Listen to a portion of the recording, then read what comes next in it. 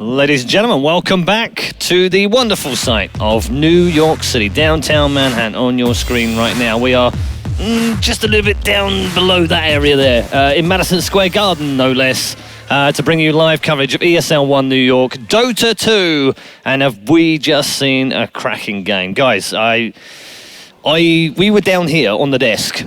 There was 3 of us down here. The others were kind of, enjoying the crowd and what have you. And we were just like, I mean, I hope they didn't get any replays because I think we probably would have looked really weird with the kind of movements we were making. But it's just a sign of how exciting that game was. I mean, first of all, the swings were just insane. We were talking about this rubber band effect and what it was going to play and how it was going to work out. It didn't really work out in the games that we've seen already, but it did in this match. Boy, did it. I mean, 10k experience lead to a 7k lead for the other team in about 5 minutes. Yeah, I think Loda could be very pleased with his own performance that game. That really shows to just how great of a carry player he is. I think he did one noticeable mistake where he used his meta style too soon before the silence, and that was really at a crucial point in time where he could have finished up a butterfly by surviving. Yeah, he lost the Aegis and was forced to buy it back. That was really key. Yeah, but great performance by him, especially. Yeah, I want to give him a little bit of a shout out as well. Nahaz on Twitter said it was the first Divine Rapier purchased on an anti-mage in Pro Dota in 2014, which is actually 151 matches, which is kind of insane. But you made the point that we don't normally get that far. Well, normally when you're 6 lot of anti-mage, you already won the game. Indeed. That's the normal scenario. But of course, when you're playing against the Death Prophet and the Nature's Prophet and you already have 5 Rexes down, the game is a bit hard. The game is hard. It's interesting because it's not often that you get to see a game go to that point where one team is desperately trying to defend their ancient and still has a chance of winning. Like if you see that in pub games, normally at that stage it's over. But they knew that one good fight, and with anti-mage with all that farm and everything, he could go down and blitz their base. So, I mean, honestly, it's just great to see that kind of really high-level stuff in something that doesn't happen very often. Because then when you're playing a pub game and that does happen, like I've done this loads of times where we just don't know how to win or you don't know how to finish out the game. And it's when you watch those plays from people like Loda and EG and how they finished it that it's just, you learn so much. Honestly, the decision-making from Alliance was really impressive. And the way they actually play versus that Death Prophet, I learned a lot by watching that game, and I'm pretty sure it's the case of many people. It's like they just let the Prophet do what she does, and they just wait, and never disengage. Like they're always in range. Like they don't let EG back, and once the Exorcism is down, then they just crush them and get a five-man, like a team wipe. For a Rex. I hope you don't mind me saying this, but off air, you said that's the best you've seen on Prophet since this guy standing next to you. Oh, that was on the Nature's Prophet. Yes, that's on the true. Nature's The Nature's Prophet, laning Nature's Prophet. It's the first time I've seen this since the Milk days, and that's, as you said, 1983, maybe 83? Before. Yeah, something like that. And anyway, I really feel like Bulldog underperformed, and he's one of the best offlaners in the world. So I'm really looking forward to see him play at his actual level, because he played a really poor battle. Let's say it. He had a really key initiation after in the game, but the first 30 minutes were really chaotic for him. And Misery, we said he's a really good roamer. He just went 0-4 and found 0 opening. They shut him down completely. He made up for it with his late game performance. Pretty good freezing fields later on. Oh, it was amazing. But I feel like EG knows that Misery is going to be roaming, and maybe Maiden is not the best hero to roam around with. So I hope Alliance give him, and that's the first pick Rubik, so probably first banning it before was the right decision. I'm really surprised with this. There was a period, sorry Mark, there was a period in the middle of the game there where it just seemed like continual fighting for about 10 minutes. It was just such a good game. Unbelievable. It was just so exciting. It's great. But it was really a display of how good Yule's Scepter is. God. I mean, for the price and how well EG utilized those 2 Yule Scepters that they had, it was amazing. So they won the game. I mean, Universe especially with that Blink Dagger, THD and the Yules, he just got so many pick-offs, and he really made, like, Bulldog had a bad game, but Universe made it even worse for him. Like, he had no chance because those Ice Blast and those Yule Scepters were just always on. Oh. EG just showcased. And Siren is out. That's going to be a long game as well. EG just showcased that when you draft a full pushing lineup, right, with THD, Death Prophet, Nature's Prophet, if you go for the right items and you think about what's going to happen after you push, then you can deal with any sort of lineup, right? They went for the dagger rolls only for pickups, for ganks, to catch the anti-mage, to catch the Batrider and the Panda, and it worked. It's all about getting the right items in the game. It's not because you have a Death Prophet that you can't deal with split push, or same goes for the THD. Sorry, so it's a kind of shame that we're already into picks and pans in this game. It's like the shortest gap we've had today between matches, and it's the most exciting game that we've had. We could talk as long as the game actually lasted. We actually, just because of how many things that were noteworthy to point out. You're right. Going into the draft of this game, we saw the Rubik come through this time around, which Alliance seemingly would be very pleased with, but then they EG follows up with the Naga Siren pick, and I think instantly that instills fear in Alliance. They're like, oh my god. I wonder if they're going to follow up with the either Spectre or Terrorblade pick, because I sort of think that those two are the only. Maybe a Void could work, but still haven't seen a Spectre today. I have seen it in bans, but not picks. Once or twice. Yeah. It really feels like those. It's just a single ban. I would really like to know if those teams actually scrimmed versus each other, because it really feels like it. Yeah, the bans are so targeted. The bans and the Omnight ban earlier was very. It's like they played versus each other so much that they know their strengths. I'm curious for this game whether or not this is a. Like, in the new version, we've talked a lot about how good core Naga Siren is now, etc., etc., but we've seen a little bit of resurgence for the support Naga Siren recently. Good. I think this hero is still... To me, I'm still surprised that Naga's picked as little as it is, and it's been picked a lot more. I was shocked during TI4 with how few Naga picks there were relative to how good the hero was, and now that it's even better, I wouldn't be surprised to see this as a first phase pick for the majority of the rest of the tournament. I just think the hero is that good. And you don't have to put it on core, that's the thing, right? Many other cores that you pick early on, you show your hand. Like Death Prophet is a one-dimensional hero. You can only play it one way, and that's it. It's an awful support, right? Let's be honest. Yeah, of course. And you can't play it offlane either. No. So, but a Naga Siren, if you open with that early on and you see, okay, the enemy team is counterpicking our Naga so hard, put on support. And then do something else in the last two picks. And you see that a lot with Wraith King as well. Yeah. I think you get a nice early pick, it's like, great, we can go one of two ways. And also, if the game goes on later, Naga Siren, even if she has played as a support, she could then become almost another core, right? And that's exactly something we've seen EG display in the past, how they would always pick up the Wraith King, but almost exclusively putting them on support as well. Yeah. I really like the Ogre Magi ban, because I mean we didn't get to see that much of the multicast, because he was playing from behind, Akira was, but he dealt so much damage. Yeah, the few times it did go off, he solo killed the Prophet alone. Yeah. On one lasso, then one multicast, like 4-time multicast, and then the Death Prophet, like it's a 25k Death Prophet net worth, and she just dies to one spell.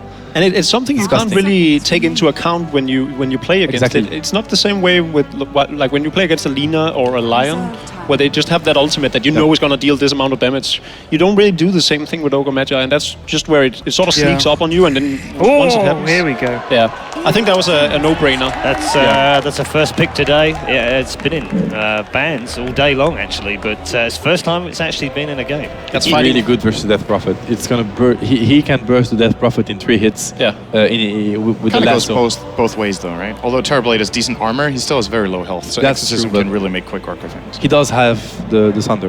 Yeah, helps him. So kind of difficult to get off in general. But I think this is mostly based off the fact that they picked the Naga Siren. I think this is really just fighting fire with fire.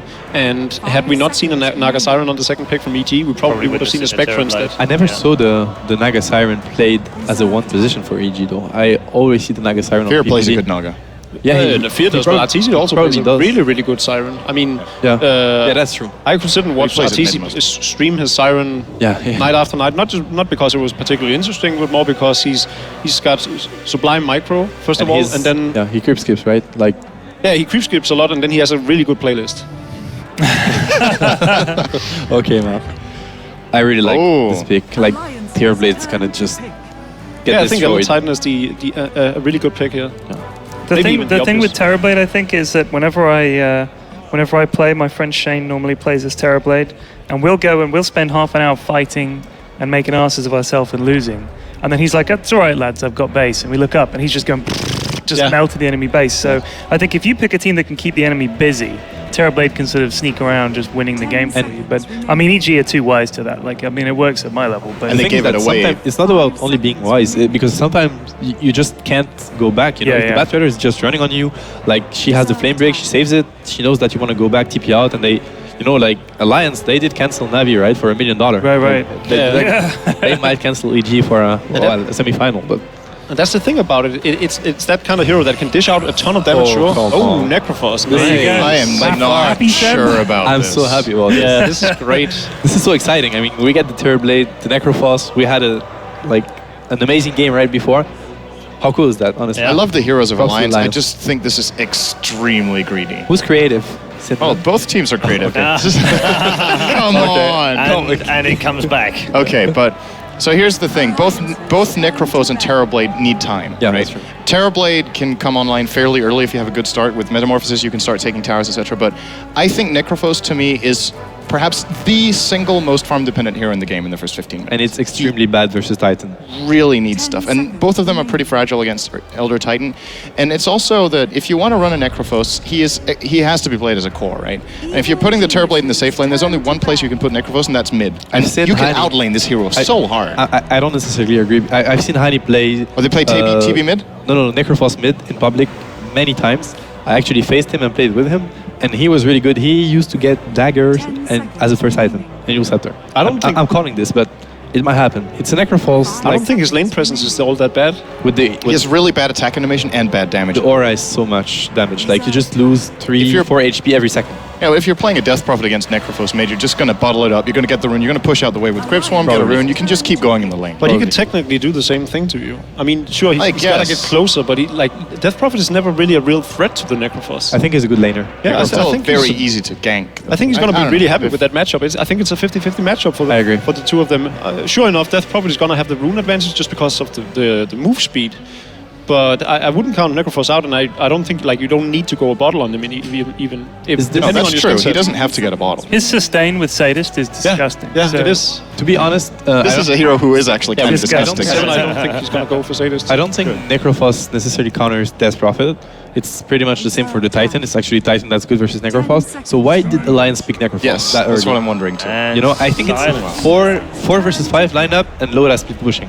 Not ratting. I don't like the word rat because it's just part of the game, and being able to use the map better than your opponent. It implies that it's a negative thing. Yeah, I don't think it's negative. You just use the map better. You're just smarter. It's outsmarting your opponents. So what do you think? Is this a PPD Siren, or is Fear going to take it? I think Fear's going to support You Siren, think so? in my opinion. Yeah, I would really bet it's a support Siren. I mean, it's a great setup for Enigma. We all know that, but yeah. I know we're only in the third match today, but we actually have 4 picks there. Yeah. Like that 5 that we haven't seen yet today. Venomancer goes in to the dire side of Evil Geniuses, and we are already set for game 2 in quarterfinal number 3. It's Evil Geniuses versus Alliance.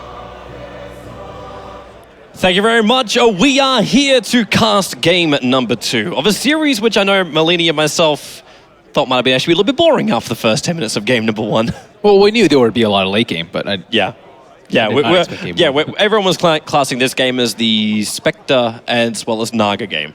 And I got a funny feeling we might be going into the same kind of similar version of this right now, except it's a little bit different because the Terrorblade can take on the same role as the Naga if you look at both of them going Radiances. I know someone on the panel kind of went a little bit squeamish about the Radiance thought about the Terrorblade. The last time I cast these 2 heroes going up against each other was actually casting some Chinese Dota, in fact, and they both ended up going for this Radiance build, and it was just farm, split push, split push, this game is going to be a lot different, though. Firstly, PPD is playing the Naga Siren. Secondly, Alliance actually has a surprising amount of sustain, and EG doesn't have that great anti-push, so Alliance, if they actually get off to a decent start, unlike last game, they could potentially end the game very quickly and spam death pulls, and that's not completely out of the question. And then what is EG going to do about the silencer pick? If Aki's in a reasonable position, even if his whole entire team gets slept, he can just follows up with a global silence and no black hole follow up, and they could potentially get rocked by Elder Titan ultimate and the Death Prophet exorcism. But still, the black hole combo is not there if Aki plays correctly, and I have full faith in him. Yeah, well, RK is one of the most experienced players, which I think, as far as timing goes, we'd probably trust him above most people. But actually, check out what Alliance is doing. So it's not a safe lane Terrorblade. We're being given the PMS to Terrorblade from the very, very start. Ed Lotus being sent towards the middle lane where the double shared tangos. So he's going to try and run this in the mid lane up against Arteezy's Death Prophet. This is not going to be an easy lane for Loader at all. But I think he knows the upside is there's no rotating ganking coming out from EG that he should really be that scared of. And EG has to worry about the threat of Misery, and they handled it last game very well because of the global presence from Zai. But this game, they have very, very poor defensive supports. Naga Siren is not that great, especially prior to level 6. Enigma is also very poor. Admiral Bulldog, not the start you want to have. He's been riptided and hit twice by the double damage rune. Luckily for him, he bought boots first, so he's able to outrun PPD, but the support's just taken off half your life points of your off-laner, who only came to the top lane with 4 tangos anyway. Yeah, and the bottom should be actually a little bit better of a matchup for Necrophos against Universe, and I'd be surprised to see Loda go for a bottle. He doesn't really need it, but in the bottom lane, Necrophos are slightly more effective versus heroes that are less well as strength heroes who have a larger HP pool. Well, there's dual lane off lane for Alliance. Fear's not feeling too happy about this one. Also not seeing Fear leveling up anything yet. He's holding on to see if he needs the Gale or not. Or if he can go what? We'll assume Poison Sting as well as Mass Serpent Ward's a primary objective here. Even though a lot of Venomancers of late have been actually still putting that one point into early Gale, but only when you got killing potential. Yeah, I mean, if Aki gets cursed, you definitely get wards at level 1. Yep. So it always depends. Well, so far Aki is just walking around with the Claves of Wisdom, so... And Arteezy getting, I mean, I don't really see him being hindered that much in mid, especially since Universe has a great ward up on bottom, and he has full vision of the Rubik. So Arteezy's not getting hindered, but and you got Enigma in the jungle who's also not being hindered. Like, Zai's already up to level 3 in a minute and a half. It doesn't take him long to farm with 2 points conversions as well as that Midnight Pulse to clean up the tree line. So, how is Alliance meant to stay in front in this game? Well, they have the very explosive lineup with the terrible top lane, Fear. He's got Gale. They're going to go on Admiral Bulldog. He doesn't have a Firefly. He can't use the tree line to his advantage. Admiral Bulldog getting ticked down right now. He should be first blood, and they got it too. Arky was thinking about a denial, but couldn't actually get the timing on it. So first blood spilled by EG again here in the series. Yeah, he did need his Firefly there, and some people would say, oh, maybe Aki should have not sapped experience from him, so he could have gotten level 2 a little bit earlier, so he would have survived. But, I mean, Aki was trying to put a lot of pressure onto Fear, and you can't do that without sapping some sort of experience, or else you're going to die yourself. So I think it was just smart play from PPD, and perhaps a little bit of help from the 0-minute DD rune. So the end result is you've still got an Enigma free farming. Mid. Are they actually having a crack at him? Well, Loda, he's got a lot of damage available. Misery's already controlled him up. There's your Fade Bolt. Arteezy low on life, and it's going to be enough damage. That Metamorphosis is already up to 86 damage on the range attack from a level 4 Terrorblade already. Not to mention there's multiple versions of him. Yeah, that's really bad, giving Terrorblade Shagbark, normally. Get your ass back, man. that illusion's trying to chase down the poor little critter. And it's going to go even Crypt Swarming to make sure it goes down. And that'll be giving Arteezy his bottle. There's no reason to send it back when he's going to TP out anyway.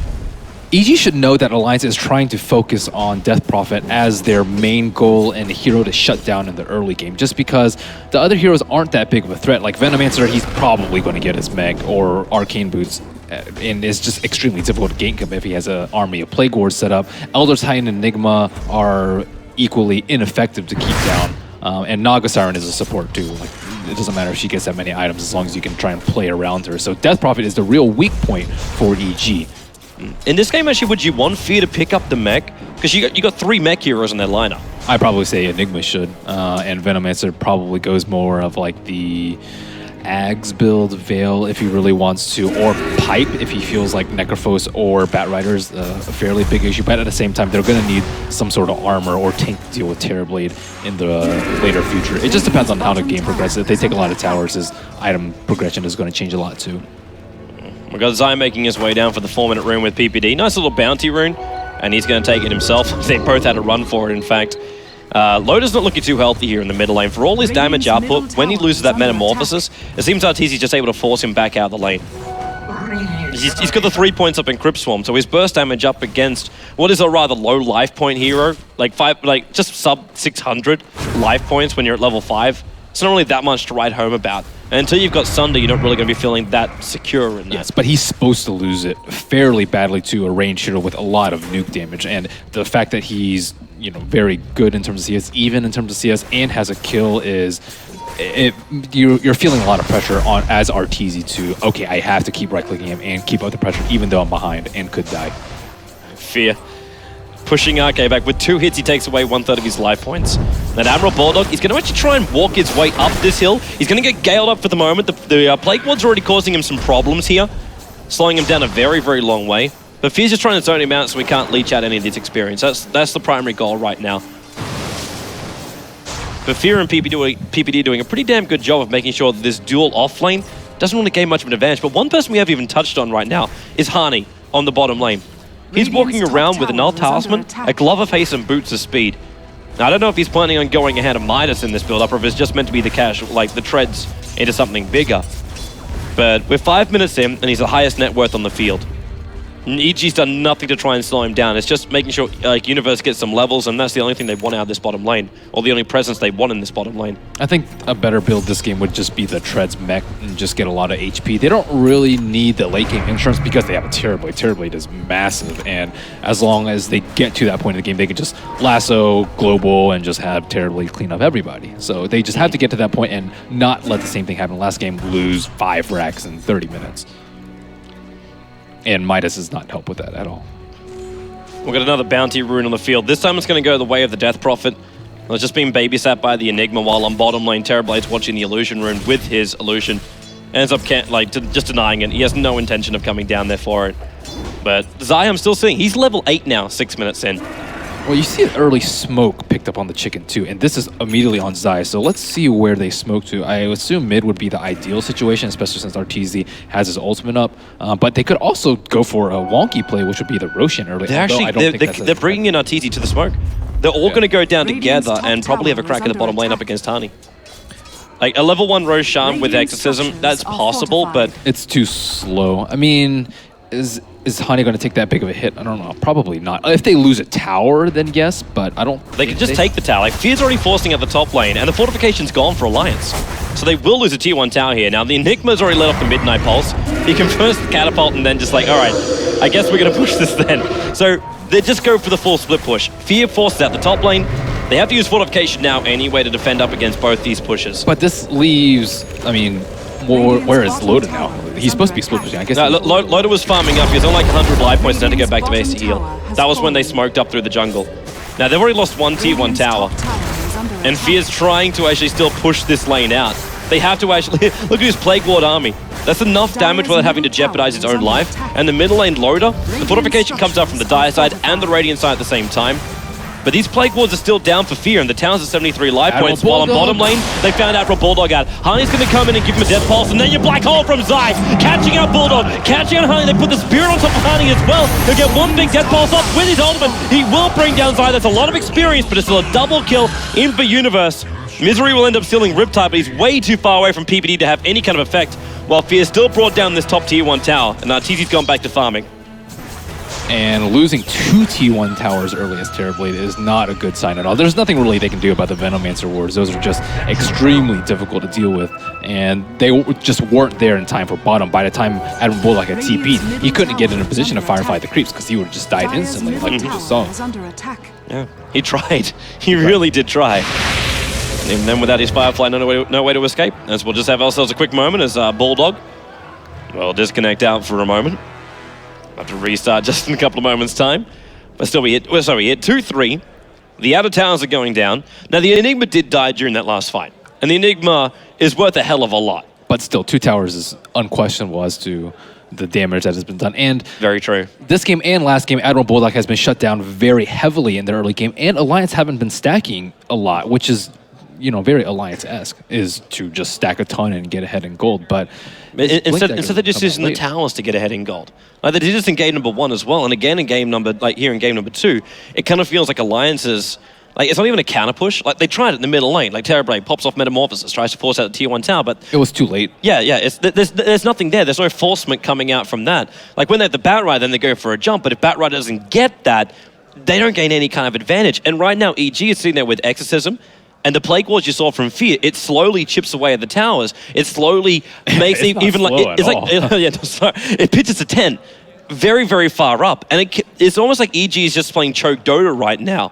Like they're bonding Alliance to their tier 2 towers after removing the tier 1s, and they just keep going and going and going. And Alliance keep losing map control after map control. I don't know how they're meant to move out with this kind of lineup. Well, their lineup's just not strong enough to do so. Firstly, they need the blink on Batrider. But even then, can you use that? If there's a plague ward down there, he's going to get hit by that at the wrong time. Venomancer's not always going to be with them. If he is, then it's just a really slow push, and it's 5 heroes making concerted effort, and they're wasting enough time and usually buying enough space for Terrorblade to get something in return. But if they're doing this one, like Veno just pushes as one and the other 4 heroes and they both get the towers without suffering, then that's really terrible. I mean, also Batrider can just smoke and bypass the wards too. It's not extremely difficult to do so, but firstly, he needs his Blink Dagger. So he's doing his stacks right now. He's sitting at 1450 gold, and there's not enough help coming for this. There's nowhere near enough help coming for this. I think it's just, I mean, Aki hasn't been useful, but Silencer is just extremely weak, and they gave him an early first blood. And Misery's going to be useful. He's going to Riptide right now on top of Fear. He's got Telekinesis and Feybolt, drag him back, plus another Seal. He'll still end up Plague Wards, and Fear, they actually cancel his CP out. Honey throws down the Scythe, and was able to get himself a kill from that one loader. Well, he runs himself directly in there to the Enigma. There was no Midnight Pulse straight away, or else, Loader! 12 buy points. If Zai's only got 1 tick, they got him! Zai gets 1 range attack. Arteezy gets 1 range attack in there, finishes the job. And with that, almost completes his entire Yule Scepter in 10 minutes again. And even then to boot, picks up a regeneration rune from the top river.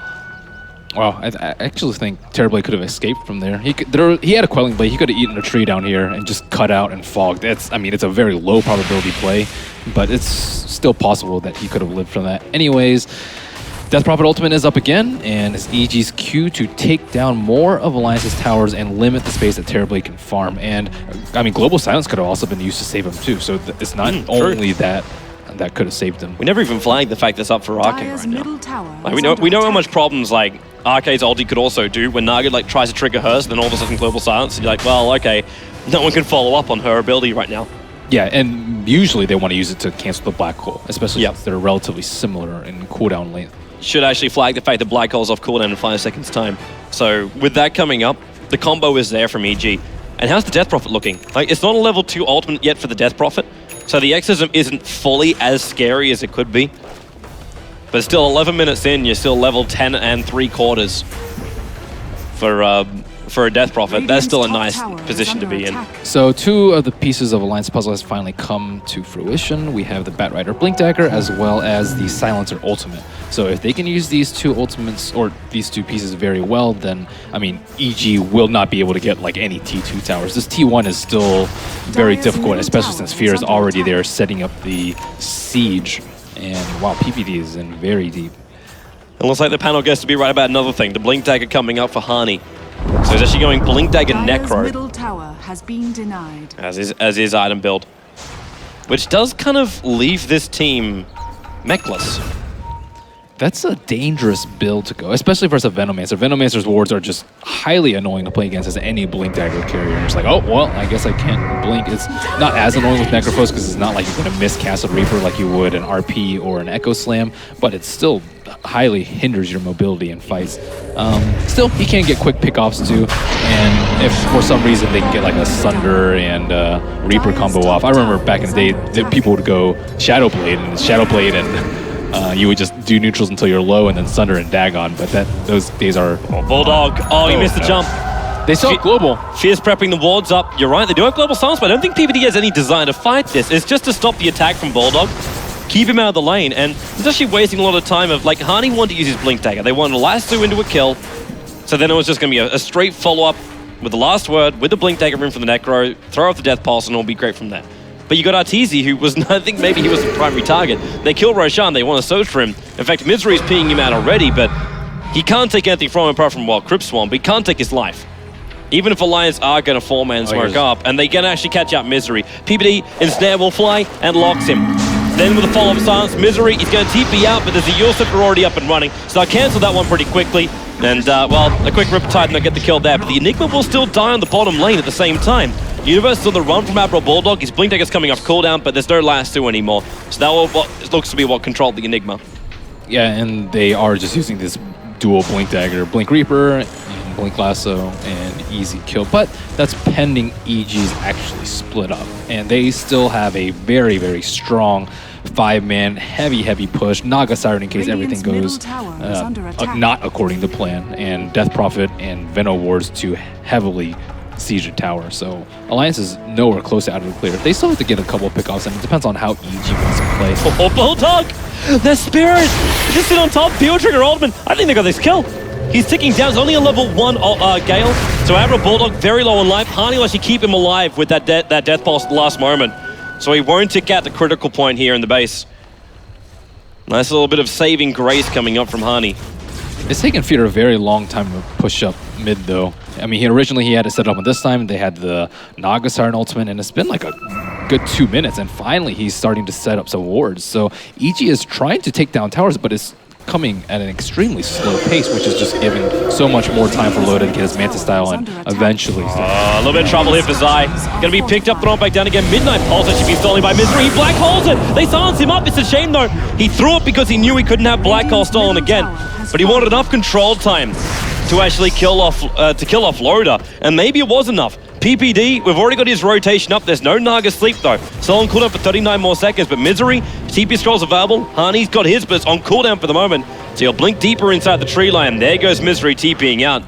So EG's rotation towards the top lane does nothing, and again, this is now the 3rd time Enigma has gone down for no real reward. They got the mid T1. True. But which means there's no refresh. What really can Enigma do though? His ultimate is not going to be useful in teamfights because Aki just waits for the Enigma Black Hole and immediately global signs. I don't even think he got half a second left of channeling. So, I mean, as long as they get something out of his death, I think that's okay. You're getting a Shiva's Guard again from Arteezy. This time though, then again, maybe it's a Scythe advice because he picked up the Mystic Star first. I think Scythe would be a little bit better, and unfortunately he's actually their main source of initiation with the Yule Scepter or potentially the Scythe Initiate, but like no one else really has good initiation. Instead Enigma's ultimate, not very useful. Elder Titan, I mean, if they're unfortunate enough to get hit by a Stomp and like Venomancer potentially, but they still have to set it up with something, and Naga Siren ultimate is nice, but again, you have the Silencer ultimate to kind of cover that, so they have to have like some sort of smaller cooldown to take engagements. Like last game they just used very short cooldowns like Death Prophet Silence and Ice Path to just immediately kill people. Universe has a full Yule Scepter by 16 minutes on this Elder Titan.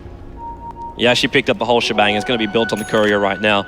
I don't actually know if Yule's is that great of a... I mean, it's decent versus like global silence, I suppose, but I mean, it's not imperative that Elder Titan gets maybe that's what all this is for. Like, it's just to stop the global silence. Like, if you're able to get a Scythe of Ice off, or you're able to get like him just Yules up in towards the air, means you can get your combo off in time. At the same time, Zai kind of like, if you just black hole either like the Rubik and the Silencer together in one hole, obviously that's going to be a mistake from Alliance if that ends up happening, but if you can do that with the Naga Sleep setup, then you've got the fight in the bag. Yeah, if they can... I guess it's not that bad of an item choice. It's still far-fetched, but they could like sleep and then immediately use a Silencer because he has a small cast point on his ultimate. Arteezy found somebody. He went on the Bulldog. With the Crib Swarm, he triggers the ulti out as well. It's enough damage for that last attack. Arteezy will take the solo kill up inside the Dire Jungle. And the Necrolite actually going for a Blink Dagon build for Hani. He's wanting quick execution on any hero he can find. I don't know how well that's going to really pan out, though. Zai's the only one he can quickly kill off because everyone's very, very tanky. Well, he can just do it with Admiral Bulldog. They haven't been using both their ultimates in tandem too much, but they can. Oh, they found Loda. Universe going to go for the Stomp. Actually ends up cancelling it, and the Global Silence is going to be blown. This is not actually stopping any other initiation because it was only the Stomp. Fear's back on bottom lane, still farming up.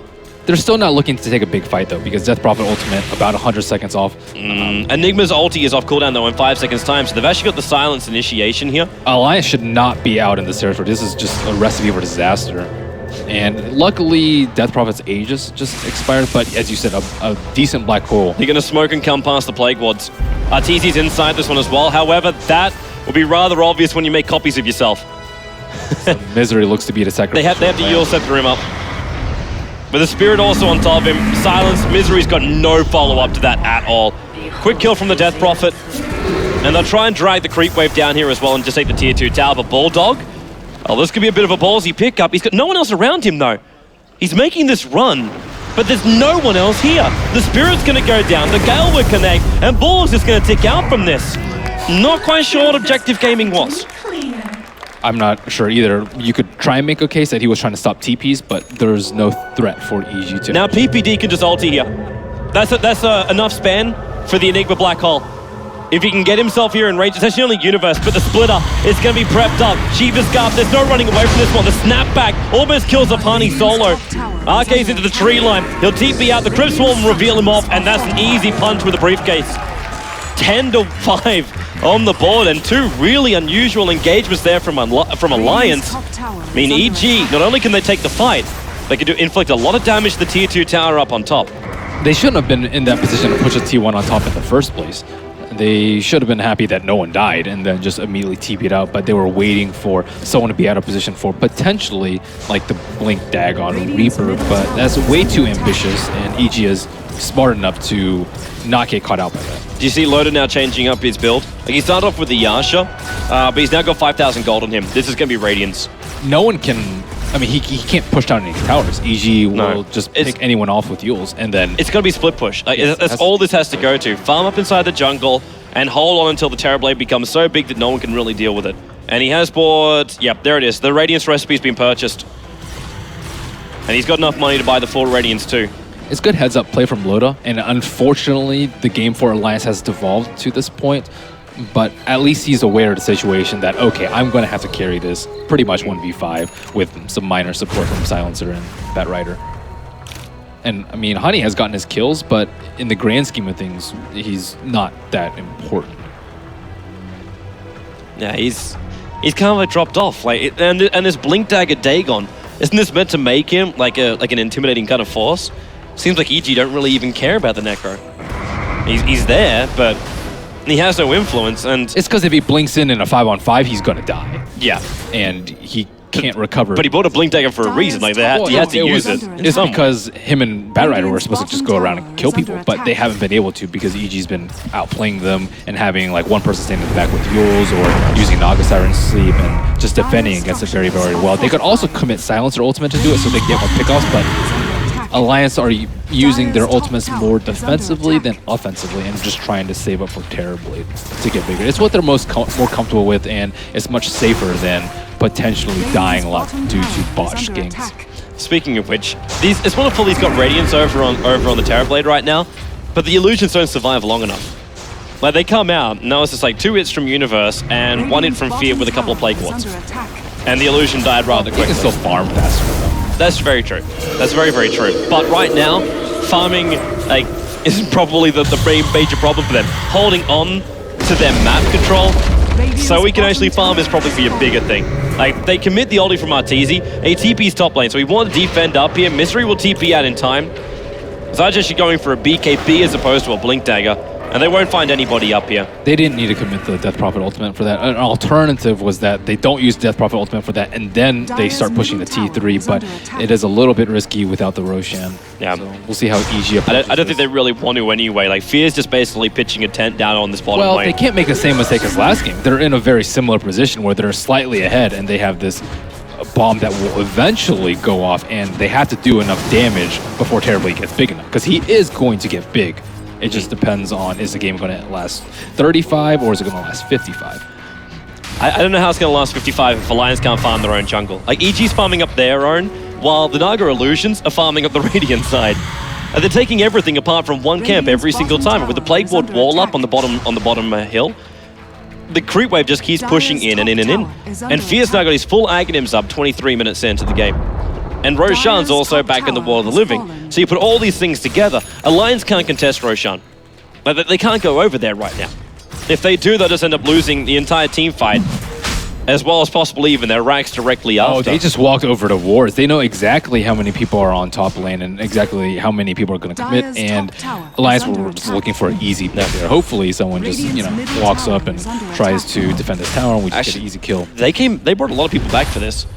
Because, like, EG is still, like, they're now 2/3 away, or maybe 3/4 away through Roshan. Arteezy having a DD rune definitely helped him out, but they're taking some time to finish this because they didn't have Exorcism. Well, they want to save it for the push. They want to end the game right now. Oh, that's definitely. Ideal. Definitely. Like, if they can just 5-man through bottom lane with an Aegis model on the back of a Death Prophet, hell yes. So, what does Alliance have to stop it? The Lasso and Silence combo, which they haven't pulled off yet, and which is going to get stopped by potentially 2 Yule Scepters, especially without a BKB on the Bat Rider. And unless you can really catch somebody out, but then you need to have like warding up around your own base and be ready for that kind of stuff. It still won't be. I mean, Naga Siren Ultimate will so destroy it. True. True. Unless you really get that fall stuff really, really quick, and then Naga can't react if she's just a little bit too far away. Aki actually going for the Midas. I'm not exactly sure when he picked this up too. So they expect to be able to hold the impending push either with this Aegis or the next Aegis, because I think that's when EG should make the move. Right now, though, it kind of feels like just removing the outer towers on the back of this Aegis probably would be the better choice for him. Fear, he's going to trigger a drum charge so he can run away from Loda, who's now just going to try and, well, slow him down as much as they can for Admiral Bulldog to arrive. And there it is. Fear being dragged back and killed off. He gets the ulti off at the last moment, which will actually tick down both Bulldog as well as Loda, but that's the only real advantage they're getting from this. Then again, Loda is not too healthy on this bottom lane. At this point, Loda, there's a poison sting on top of you, man. That's 27 life points. I'm surprised he didn't just Thunder Aki or something like that and just continue his farm. True. Because you can do that kind of stuff. Like with LOA, it's actually even better. Well, you see it in pubs all the time with teammates you don't like. Maybe if you're a mean bastard. Yeah. But it's all about his efficiency with farming now, and him having the TP back home is not terribly efficient when there is another option. Or he could have just done a Necrophos, and Necrophos can just heal up with status and death pulls. Either option would be fine. Fortification going to go on this top tower. Only 29 life points in it. The creep wave's going to arrive. There's still one more conversions there, but Terrorblade will actually will take it out. Yeah, you finally your item, man.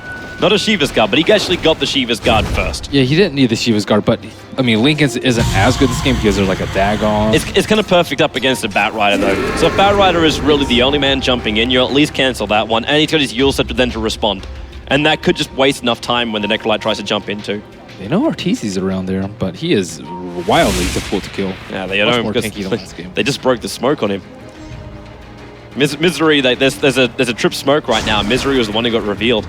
So that's why he's not coming with the rest of his team, and now they break the other smoke over on Hani. So their EG is going for all the items that can end the game soon. If you look at Naga, she went for a Vlad's, probably the most cost-effective item she can go for around 2,000 gold. Venomancer going for the pipe with the headdress and the cloak, and they want to end the game now. Yep. Yeah, they want to get straight through into that semi-final already. But they bring down the mid tower. Remember, they've still got Naga Sleep available right now if they want to try and set up. The tier 3 tower's been brought down. There's no fortification available for Alliance. And Terrorblade's push Loda on that top lane, it just didn't do enough. The tier 3 tower is already going to go down. And Loda, while being attacked by one of the Crypt Swarms, Universe try to slow him down as well. There goes your first curse coming out from Arcade. But he's still got Global Silence available. And PPD, rip-tiding up, trying to keep Bulldog back as well. They want that Blink Dagger on cooldown. Now the range Rex immediately taking some kind of damage, and Loda's illusions, they've caused too many troubles up on top lane. So Arteezy will come back. They brought down the tier 3 tower.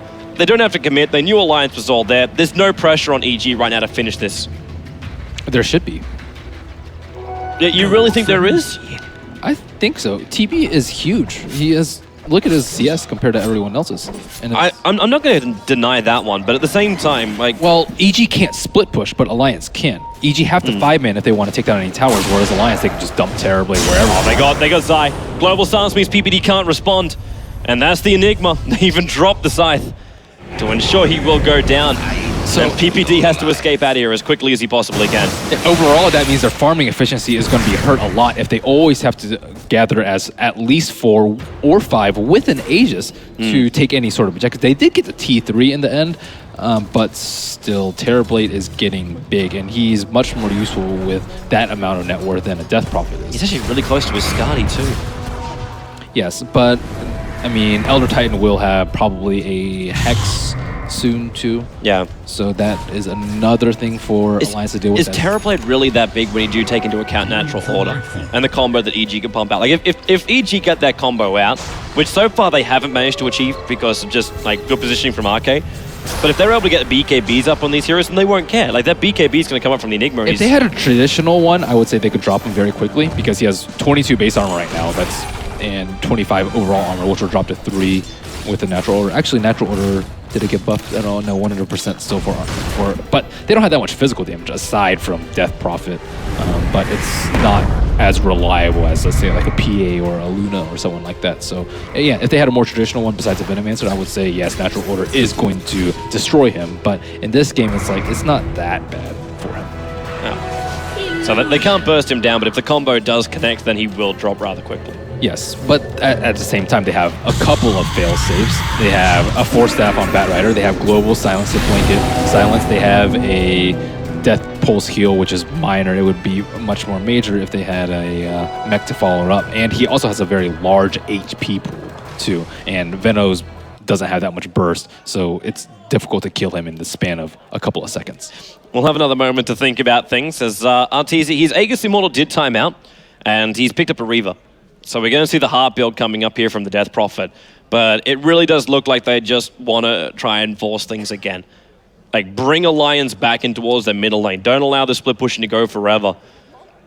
And Terrorblade, I'm actually concerned about Terrorblade right now because he doesn't have a TP scroll.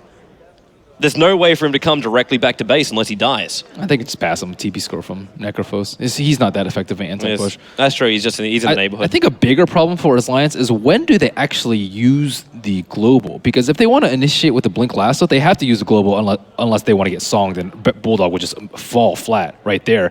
But if they do that, then Enigma will BKB and then Blink Hole. Either that or you just trust Admiral Bulldog to get the lasso off without getting silent, without getting songed. Yes, that'd be ideal if they got Naga, but even if they get Naga, then they get Yulzed, and then Bulldog will die anyways without expending Naga ult or Enigma ult. So Aki's in a actually very tough position. And on top of that, he has to stay like way out of the fight, which is, I guess, not insanely difficult, but his global silence, there is no perfect time for him to do so, unless... These Terrorblade illusions might do more damage right now than EG will. Admiral Bulldog jumps in, triggers Lincoln Sphere, and force-starts himself away very, very quickly, but then right in the tail of him, they actually lit up the Naga sleep. The EG split is going to go. Zai, BKB, Black Hole, catches Misery, catches Harney, but he's already been dropped down this. Where's that silence? There it is! And the Elder Titan will drop down. Arteezy still has the ulti going. He needs more space though, and that would be created by this Yule Scepter of his. Loader, now you're all Black Hole stolen by Misery! He got two big ones! Misery, he will still drop down. Fear with a double kill, fighting and standing his ground. They brought down the range tracks. He wants Harney, but it's a triple kill for Loader. His damage is over 350 right now.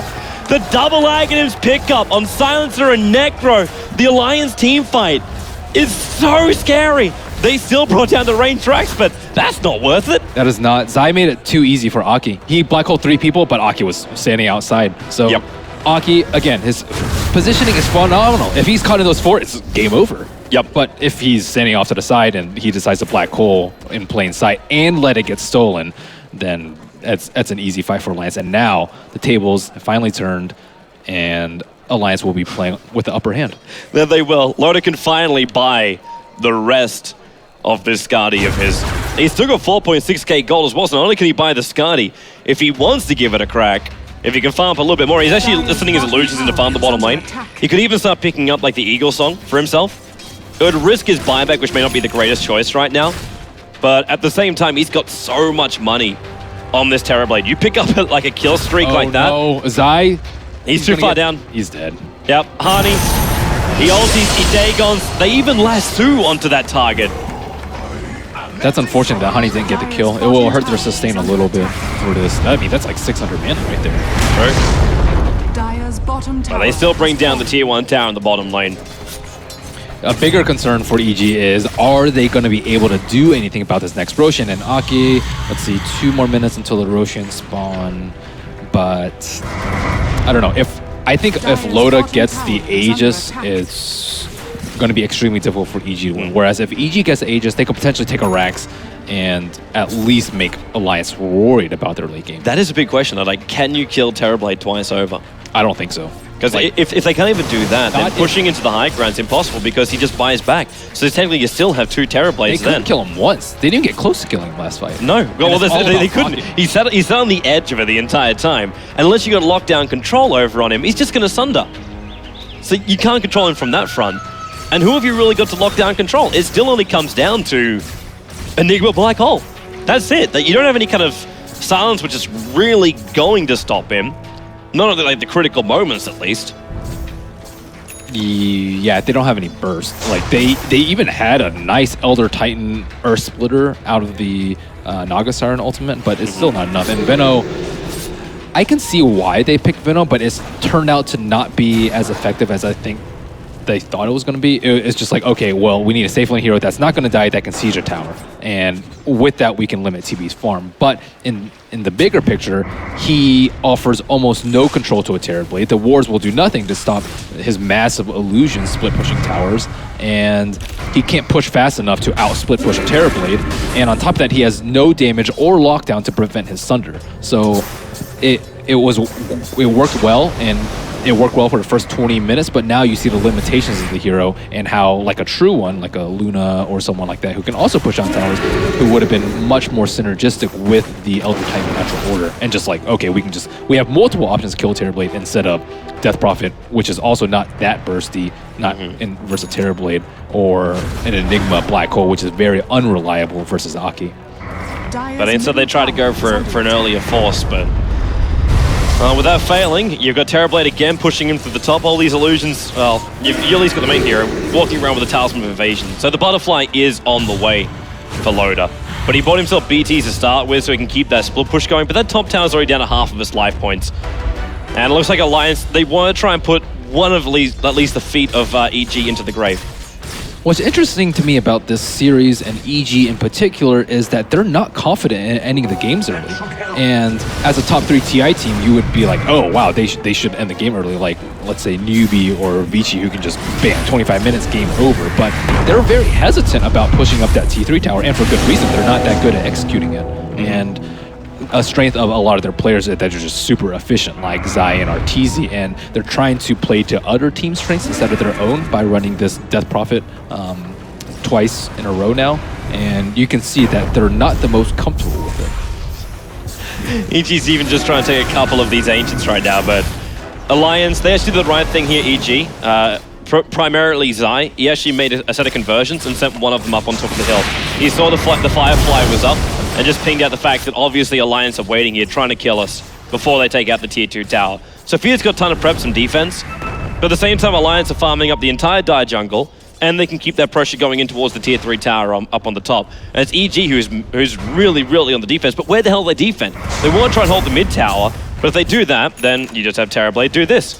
Make one, and potentially make more, and just push in the top lane. The moment they're playing defensively, you know that they think they're going to lose the game. Like, how are they going to out-push a Terrorblade if they're already at their T2 and banging at their T3? Yep. Their only answer to this is some kind of initiation, but you're a little bit short of the Blink Dagger over on the Enigma. And look how far Aki is sending back. Like, he is ridiculously far back. He knows that he is the most important hero in this game. I mean, yeah, Terrorblade's important, but he could just auto-attack and it would They gotta try and smoke jump. Like, that's the only way, but you gotta jump. Like, if they had a Blink Dagger, okay, and PPD again did this. This is now the second time I've seen him do this inside of smoke, with Alliance then getting vision of it. He made a mirror image underneath the Observer Ward. Misery actually waited too far. He'll go down right now. Midnight Pulse. He might try and survive, but the Stomp's slowing him down. And there's your Malphasar. That's Misery's death. Yeah, 5-man smoke for TB's pushing T2. It's very, very desperate for EG at this point. Yeah, it's... You pick off one, you commit a smoke, you kind of wanted a lot more than that, but they can't get it. And considering they were revealed, I think they should be really happy they even picked up one with that. I think so, yeah. Right. The second they got seen, I wasn't seeing much joy coming out. But he got a 2 almost 6K net worth loader. He can actually now afford up the full Butterfly. The only thing then he's got to drop is the Ring of Aquila. And with BT's already up and running, the world's his oyster for the last item he wants to pick up here. Like, if that's a heart, I honestly don't think EG can even stop him. But like, they can't stop him now. Yeah. But if he picks up something even bigger, like, then again, is there even something bigger than a heart that'll be more effective for a Terrorblade? I'm not seeing much of it. I'm trying to think about how, if this game would have been significantly different had EG used Naga as their one instead of the Venomancer, and like how that would have made the game play out. Because it seems like that was one of the flaws in EG's draft, is that they didn't anticipate being in this position in 36 minutes because their lineup isn't well equipped to deal with it. So they might have also thought too that Naga Siren would have a little bit more farm than she does, and could have actually transitioned into being the fourth core. But PPD doesn't do that. He's nowhere near it. I mean, his team just doesn't allow for it just because Fear and Arteezy require so much farm. So even if he wanted to, I don't think he could.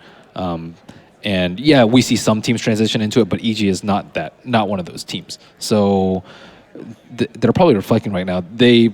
It's very low probability that they can deal with this Terrorblade at this point, barring like Mass Sheeps or Aki being in a terrible position, which is not completely out of the question, but they shouldn't be in this position to begin with. And I think they were just very hesitant about using the first couple of Aegises, and like Arteezy popping the Exorcism on the bottom T2 and then them TPing out, they could have just pushed. There was no resistance there except for a lone Admiral Bulldog, and if he goes in, they just usually kill him. So it's not that big a deal. So what you're saying is, by EG missed their timing in this game when they could have crippled Alliance enough to win, and they missed their timing last game too.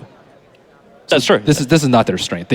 I don't think they can take the championship at ESL running this sort of strategy. It's not clean enough, and there's too many blatant errors for them to win against. I mean, Alliance is pretty good, but they haven't won any major tournament recently. So if they can't beat Alliance with the strat, there's no way they're going to beat some of the other teams with the strat. Yeah. So, EG, we'll see if they can pull up their socks and get themselves back inside this game. Currently, it's actually quite even on the net worth, only basically 2K, 5K in the experience, still going the way of Alliance. But this all comes down to right now, who can survive during these team fights and if they can deal with the Terrorblade. That's the primary real thing, especially once Terrorblade picks up that butterfly. At EG, they know there's actually going to be a third Roshan available, so this is worth Aegis and Cheese. If they can pick this up, maybe that's what they require to stay alive and keep control of this game long enough in the team fight so they can kill off the Terrorblade twice over. Yes, but their window is still very small, so they just use Exorcism 135 seconds, and then they have to wait for Exorcism to be up as well as Aegis to still be up. So that means they have around 2.5 minutes realistically. They gave the Aegis the Enigma. Oh, wow. Well, that's a little different. Arteezy doesn't have the cheese either. He has a spare slot, but there's nothing on the courier. And they don't have enough time to... They're losing tier 3. They're actually losing tier 3 tower right now. They had to fortify to defend their tier 3 tower. Arteezy, with Shivas, even use one of these damn Terrorblade illusions up into the air so he can get rid of them. But Alliance really has EG backed into a corner. Yes, and I mean, I was questioning this early Midas pickup by Ake, but apparently he just knew that they were going to hold this long, and it was extremely confident in their ability to do so. And I mean, that just, a lot of players would have just been a lot safer and just gone for the straight scepter because, like, I don't know if we're going to last this long. But with his phenomenal positioning and great global timing silence, they were able to hold it out. So I have to applaud Aki's play this game. Actually, got to check out bottom lane, Terrorblade. Just set up towards the air. The support's too far away. Like, the other Titan's trying to come down here, but Lotus got 456 movement speed. And that's just base walking for him. That's not phase boost, there's no buff up.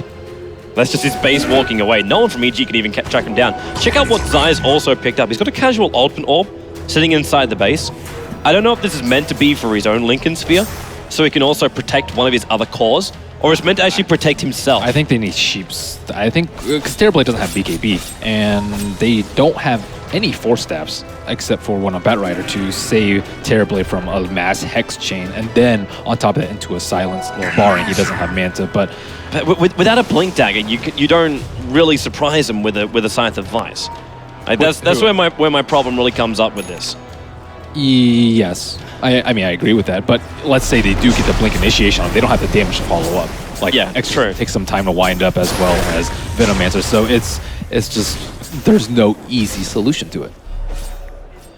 Looks like they're going to make it pretty obvious here, Alliance. The top lane is still being pushed in by an illusion, so this will help burn up the creep wave up on the top. And the mid-tier 2 tower is also the same kind of thing.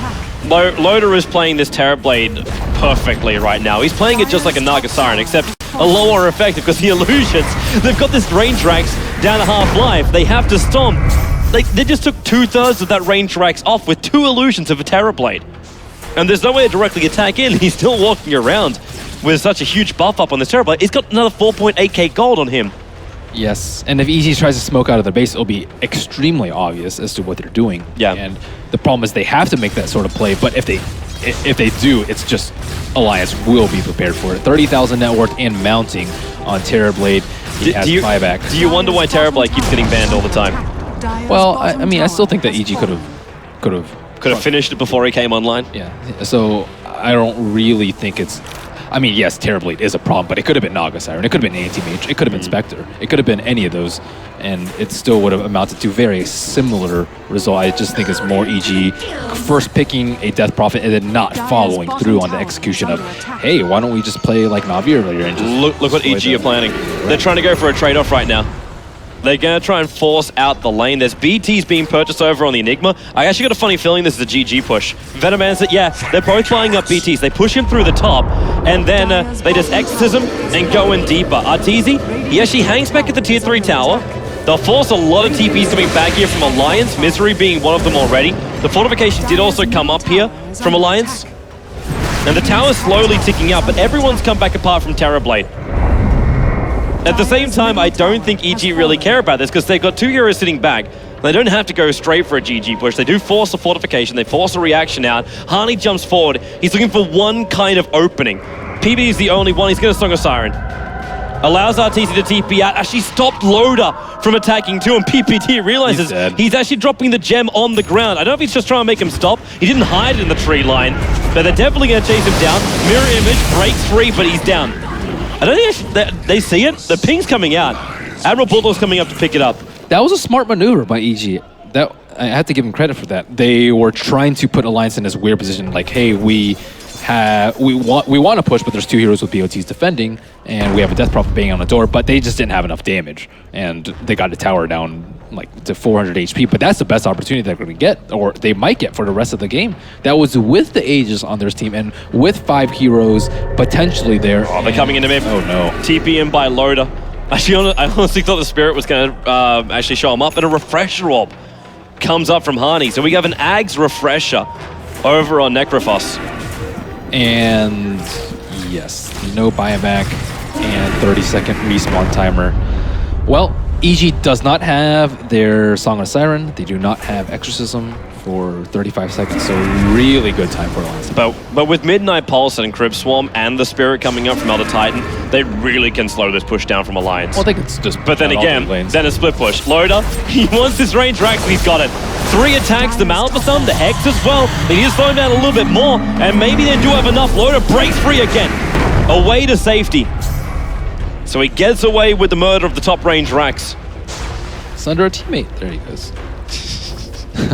What Misery's there for? Oh, Misery. He is literally just a bag of life points. I'm still wondering why Terrorblade needs to do this. He's walking around with 9k gold on Loader. Come on! There's so much unspent money for a Ring of Aquila holding on to that. Yeah, I mean, he could easily buy a heart. I don't actually... he could get a Daedalus too. I don't know whether he thinks he needs more damage or tank ability. Man, at this rate, he could even pick up a Rapier and not have any kind of fear. Yeah, Rapier's terrible on illusion-based heroes generally, though. Normally. But when he's already dishing out 400 damage on just himself when he's in Metamorphosis, you want to add a Rapier level of damage to this? Yeah, it doesn't do anything for your images, though. True. But if you... True, it's just the hero directly. Like, attacking directly into Acropolis who's got 3k life points. Yeah, you're right with the Daedalus. The Daedalus is the proper choice. Daedalus or Heart. But yeah, and we've actually got Arke with a Refresher Orb. So we have double global silences coming up with the Agnes buff up. I think that is what the biggest problem is. 2 global silences, like no chance that Enigma gets an ultimate off.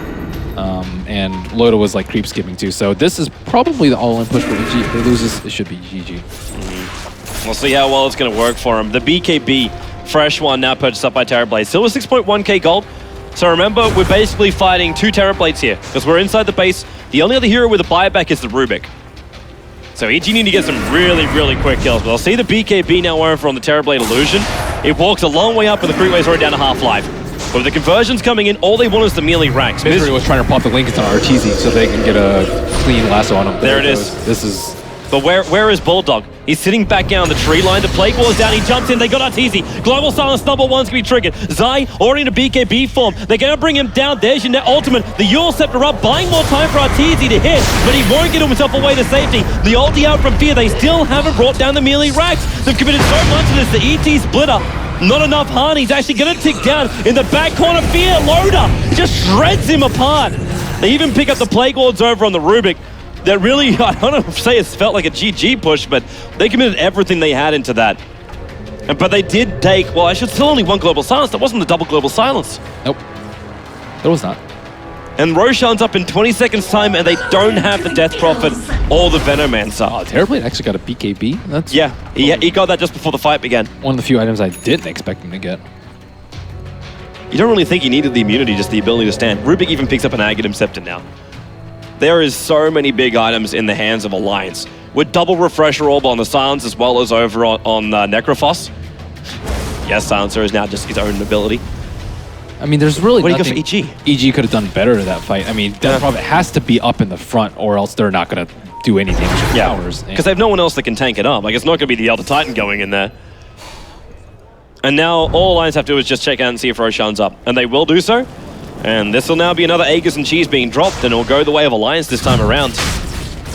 And it won't take them long, and EG's in no position to contest this. In fact, they're losing their tier 3 tower to the illusions right now of Loader again. And the top lane's pushing in too. And it's coming closer and closer towards that melee rack. And once that's down, EG have to deal with a proper split push, not just the range creeps. It's the creeps that give them momentum. This Butterfly is a huge nuisance for EG because they have no even halfway decent MKB carriers either. Yeah. So who are you going to give it to? Death Prophet? Yeah. Again, I think it's an initial problem with the draft that's having Venomancer as your one, and him just not offering that much past 25 minutes. But, well, Alliance finally getting Aegis of their own. And also a huge advantage too, cracking up about 14,000 in that net worth. The experience is also kicking up. They still need to claim the high ground. That's the critical time. He has too much gold right now. He has 14,000 net worth in favor of Alliance, and that's why we didn't think it was going to be a BKB. Like, it's almost worth selling the Mana style right now to pick up the heart, or something else along these lines. He can always get a casual refresher, so he can siege one lane and then refresh and siege another lane like almost instantaneously. But that's it just ends up being a little bit more of a waste of money than anything else. Necro 3 and a refresher on the other hand, and then having for buyback, but that's talking 5-digit gold territory. Yeah, I'm still waiting for the Bulldog jump in. Like, for me, that's like the critical moment that causes the problems. Yes, especially since he has BKB now, which renders Naga Siren's ultimate useless. And all these Yule Scepters, which might have saved them before, also cannot be used. The only thing which really does save him is Enigma, who can afford a Blink Dagger. I almost feel like right now, Zai, he wants to save for buyback and he hasn't. There's actually 3 buybacks available here for EG. And maybe that is what he has to do. Like, the Blink Dagger's not going to allow him to get a proper ulti up. Wow, that was a quick D-ward. Last the grand total of maybe, okay, it'll allow 5 seconds because Misery was spending a little bit more time. And the movement, PPD, the ulti's going to go. He catches 3 heroes and he found Arcade. He found Arcade at the back. He's pinging out. Universe, he's going to throw the splitter out straight away. Stop Arcade from getting this ulti off. He gets the first global silence off. Zai being lassoed up and controlled. They'll have to buy back on the heroes right now. Arcade, he's got his second ulti. He's still trying to bring him down. There's more support moving in. And more importantly, is RTD's ultimate. And it's not going to do enough. Or maybe it will. He finally, well, where is it? Hani cheats the trigger. They got through the Aegis. Universe trying to TP out. Pick up, throwing down. Arteezy, he's going to bring down Hani. Zai's back in here. They will be able to get a follow-up kill. The Midnight Pulse being stolen. And EG actually coming off with a rather decent fight. Misery TPing out, no Malphus done. He didn't want to commit the Black Hole either. Away to safety, home and host. They don't bring down the racks, however, so EG still, they defend the line. Yep, great play by PPD there, seeing that opportunity to smoke around. And actually, Reaper hasn't been terribly effective either. I would expect, like, you don't expect like 3 or 4 heroes to be able to buy it back, especially with a Scepter Refresher Reaper Scythe, but he actually hasn't been able to get that many kills, and that was with a double Refresher, or double Global Ultimate. You actually look at the teamfight recap. It took a while before the computer could actually calculate all of that. But you have 4 deaths with a double buyback up against 3, and the experience change and gold change, there's actually very little in it. So no real advantage being gamed out by either team apart from just the buybacks being on cooldown. And I think a lot of carry players would just immediately bought back at that point as terrible. Like, oh crap, we lost the fight. They need me again. But Loda, being the experienced carry player that he is, knows that he's saving those pennies, man. He's saving those pennies. He's going to buy a wonderful home over in Sweden. Obviously, his winnings from TI3 was not enough. Almost 10,000, man. Reminds me of Mushi. So much unspent money.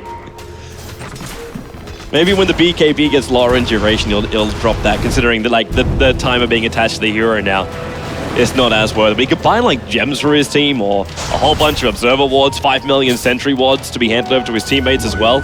I'm sure Arke will take those off his hands.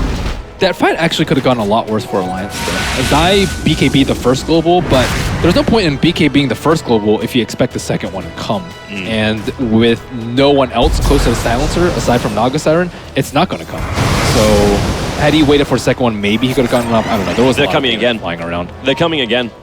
Like conversions, they've lost the creep wave. The Terrorblade illusion is holding back the creep wave. So they've lost the momentum. The top lane is still pushing in here for Alliance. But it's like EG, like it didn't work last time pushing up the middle lane. And this melee racks back to full life anyway. They have to win the fight if they want to get the racks. Now, Exorcism is available. Fear, putting down some Plague Walls to start with. The Spirit, PPD, started losing his life. They need to again find it, but Admiral Balling into BKB. Look at Arnie sitting in the back. Look at him, he's so far back. Loda, they can't even get on him. The Splitter will go. Admiral Balling, he got the drag back. It's over on the Naga Siren. Loda, down a half life. The melee ranks is still up, but the Venomman's rolling, coning up Loda. He doesn't have Agency Model, but he's got buyback. Now will come up. Arteezy, they're just trying to bail out here. Maybe he can get a kill off on Misery. It's not really happening for him. Admiral Bullock moving up further.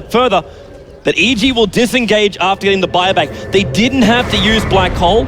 Ends up being a Terrorblade trade-off for a Naga Siren. It's another game of chicken from Aki and Zai. And Zai has learned. He's like, if I cast Ultimate, it's just going to get stolen and we're going to get destroyed. And I'm going to get global anyway, so I shouldn't cast it. And that's the reason why he's picking up a Lincoln Sphere as well.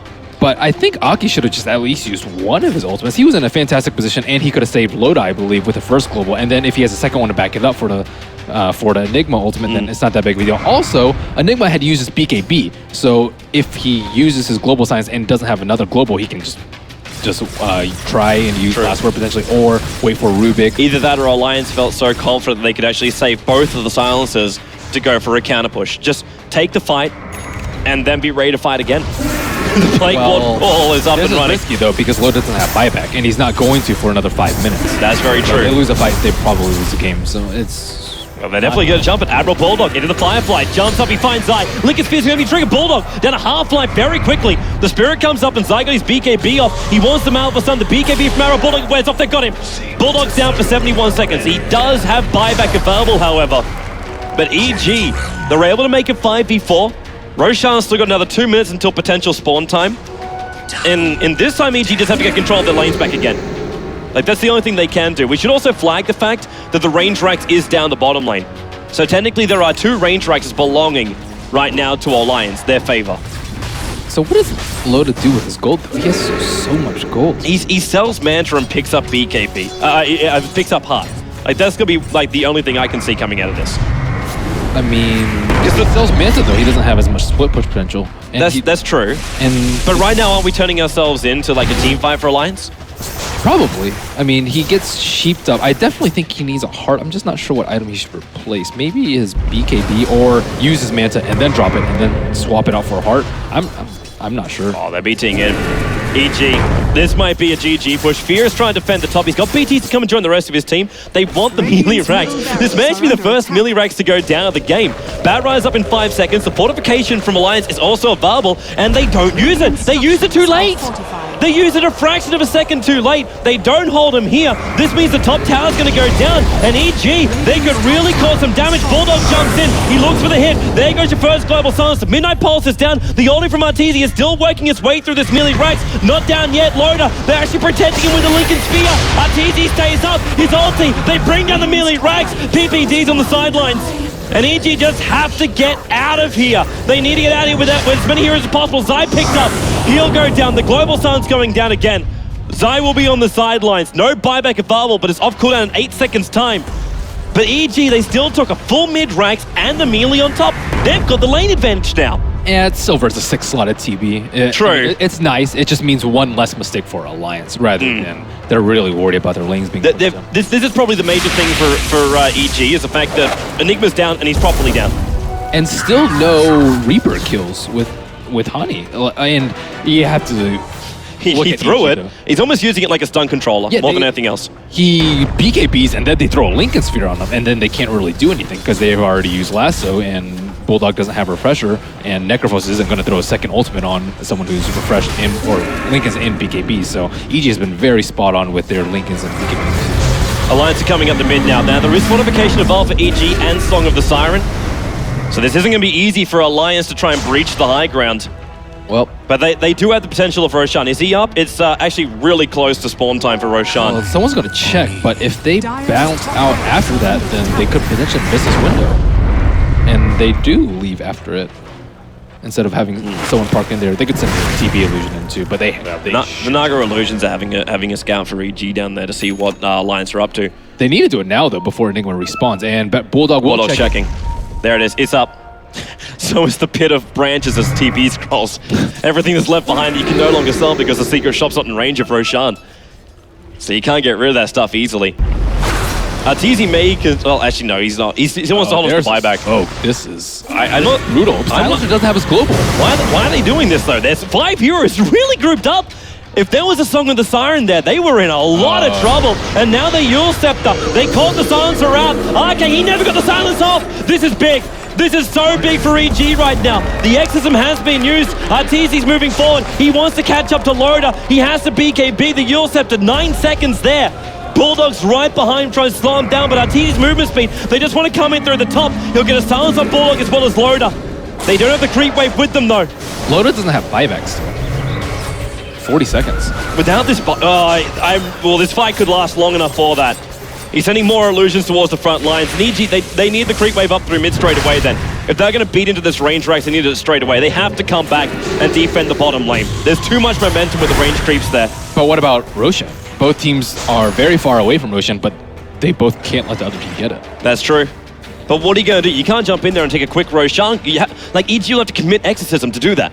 If they want to take a quick Roshan, they must use Exorcism. Well, they can still contest. Oh, yeah, 100%. In fact, I think that's the only thing they should look to do is contest it. Like, that's when you can use your Enigma. Please get to a Blink Dagger, and he can jump himself inside the pit then. Well, Loda will just be doing what he's been doing, which is, okay, he'll sit in the mid lane, and then he'll send illusions to every other lane, and if they don't defend, or if they do defend, they take Roshan, and if they don't, then... Loda's buying an AC. He's actually got most of the AC over on the Courier right now with a 4-star for Misery. AC is very, very effective versus Elder Titan's Natural Order. So if you get agility items, it'll still get removed. But what's he dropping for it? That was your question before. What does he leave behind for this? BKB. He actually no. Wow. He puts the Radiance on the ground and actually buys the Assault Cuirass. Well, if he's going for the split push, then I think it'd be better for him to drop his BKB. If he's trying to win team fights, then dropping the Radiance is better. But that means they have to go for the team fight. And considering Roshan is the next target, then yeah, it's going to be a team fight moment. And the top lane's already pushing out at the moment, and the Illusions do a pretty damn good job of pushing. Even without the Radiance, they still add momentum to these lanes. But you've also still got a lot of BTs. You got trip BTs over on EG at the moment. So they can come back and defend if times get rough. And should also flag too that if they want to, they can TP to the Elder Titan Spirit. So buyback status is 7 out of 10, but... Get out of there, Arteezy. Misery got the pick off. Admiral Bulldog, BKB, it's not going to start be used. This will actually isolate Admiral Bulldog for the moment, and he'll lasso PPD. Zai, the ET splitters coming in. It's going to go on Misery and Bulldog. Those BKBs didn't last long, but they forced up themselves out. Arteezy with that ultimate. How much damage can he dish out? Hani using his refresher, but it's not enough. Zai, he's got this black hole. There's no one channeling. You've still got RK sitting on the back with refresher ultimate, but they've lost the Necro. Arteezy to the front lines, trying to use its ultimate. The mech will bring him, keep him up a little bit longer. Shiva's gone to Misery. Loda, low on life. Who do they go on? They're split up on their attack. The Gallant misses. He forced off down far enough. Zai, no follow-up stun. Then he's got black hole this side. There he goes. Loda, not down yet. He'll actually bring himself up pretty quick, but he gets a triple kill. Loda, over to Arteezy. Trigger the Lincoln Sphere with a Sunder. Arteezy will TP himself back to safety in time. Misery couldn't get there. 3 heroes down right now for EG. Fear's taking the creep wave on a bit of a run off to the side, but Venomancer actually got Admiral Bulldog. He ticked him out with the ultimate. And the buyback comes out from Bulldog. They're coming high ground, but EG have buybacks on everybody but the Naga. Ake with the global. That just completely saved Loda's life, allowed him to pull off the Thunder. They don't actually have global up now though. With both globals being used, Arteezy's looking for a Yule Scepter on someone. He sees Arke. And that's that's a foot race he knows he can win. They trigger the Lincolns. RK, there goes just under from Loda, taking away all of his life points. He's like, well, you don't have silence. What use are you? Bulldog, 4-star, Blink Dagger. He got the lasso. Only just. Universe, he doesn't have Splitter. They've got to keep RTZ alive. Yule Scepter is available. The Storm fights his face. Loda, he might be in trouble. The ultimate from Fear. RK's going to drop. Loda's not too looking too healthy either. They're moving up. That ulti from RTZ. Yule Scepter allows for better positioning. And Loda's down. 122 seconds on the sideline. Buyback is available, however. They will lose a lot of control on this map, and Roshan is still alive. This is the critical point right now. Can they bring him down before Loda can do anything? And does EG even want that? Do they just want to force the lane somewhere? I think in a no buyback versus no buyback situation, EG should try and force the issue, because the no buyback on EG might be irrelevant if Hani ever gets a Reaper Scythe on an important target. But if he doesn't, then it's just the same as neither team having buyback. How smart is this from Arteezy? He doesn't care about the stats from the refresher orb. He just wants his ulti as often as he possibly can. So a casual refresher orb just sitting inside of his own stash. I think Hani or Loda should have done that a while ago. He's still sitting at 7,000 gold. Yep. Post buyback. PT's now on a Necrolite. I'm not seeing Hani surviving long enough to really, like, even if he tries to split push this. They need ghosts or pipes. Like, the pipe versus Venom ultimate is mandatory at this point, unless you have mass BKBs, which they do not. And he also just dies to mass physical damage too, especially with the Riptide on top of the natural order. It's just too much damage and exorcism. So he needs Ghost Scepter so he can actually get off his Reaper Scythe. Actually, I mean, Hani has a decent KDA, but his main focal point is to be able to get Reaper Scythe on important targets, and he has not been able to do that. Does EG really need to do what they're doing right now? Okay, Roshan's still up. Maybe, okay, yeah, there's not enough slots to actually hold an Agassi model of most of these heroes, but if you give that over to Alliance, like, the Ray's being picked up again by Terrorblade. He earns no money right now because of the buyback penalty. The mid lane's pushing him pretty hard. It's like they're just trying to chip down the tier 3 tower in the bottom lane and let the other waves do their work. Because there is obviously melee creeps pushing in the top lane, so they will gain the momentum back. Even though Alliance has given a nice little push on the top, the momentum will come back the way of EG. And they're using a double Lincoln to protect Arteezy at the moment. They want this Death Prophet to get a full ulti off, and it's off cooldown now. Refresher is 7 seconds, still sitting inside the base, but that also means if he dies, he buys back, triggers the Refresher orb, and just BTs in. And now they come up high ground. There goes your first Lincoln Sphere trigger. He used the BKB. Remember, this will also be refreshed by that Refresher orb. The Stomp's coming off, they're buying the space, but it's not enough damage just yet. They push in, they back up, Arteezy, trying to get these ghouls back in range of the tier 3 tower, chipping away at it. Bit by bit, EG want to push into semi-finals. They're already over an hour into this game. Misery gets a pickup. Can he steal anything? Not just yet. And Arteezy, the tower is down. They've got the tier 3 tower, maybe not. The attack's come out from Loda. Admiral Bulldog, he goes for the jump. Global silence. It's wasted though.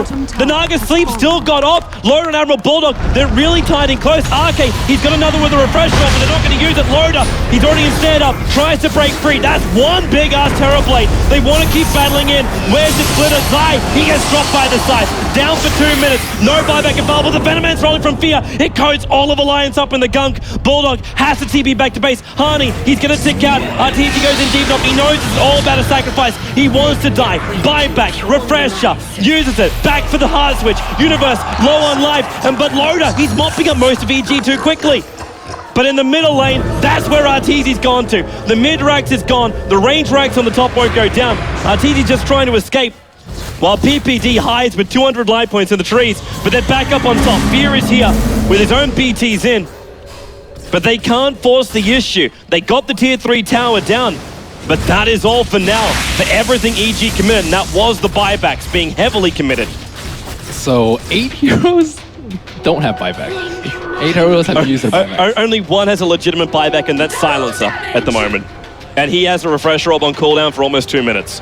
And it's a lot of trouble to keep track of all these buybacks, especially for Hani. Still, no Reaper Scythe on important target. 2 heroes bought back, went into their base, and it just hasn't been effective. He Reapered Enigma, but his buyback had already been expended.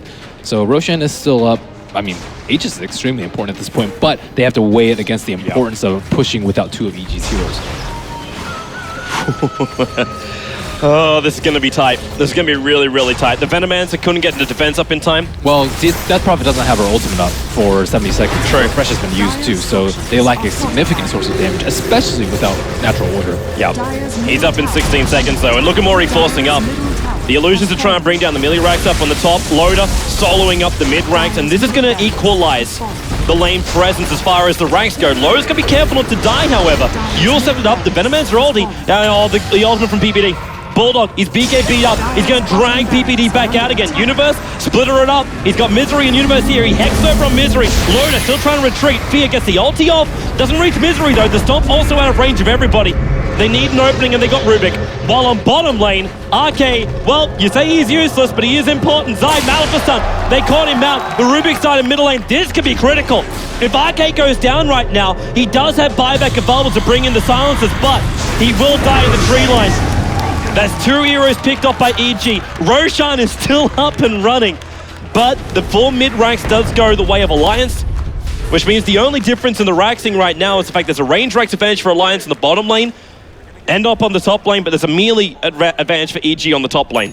Well, they saved Loda. I was surprised. He was at like 1,000 HP, got hit by Venom Ultimate. They've double force-staffed him out to the high ground, and then he TP'd out before he died. So it looks like it is Rapier time for Loda. They're coming again. Is he actually buying the entire thing? I believe so. He does have a relic. He's balls to the walls, boys. Balls to the walls. A second Rapier for the series. And they're coming down. Loda pumping out. He has buyback this time, too. It's roughly 550 damage. Buyback, if he loses the Rapier, that may not be useful for him. Well, who's useful with Rapier on EG? Not really anybody. Universe!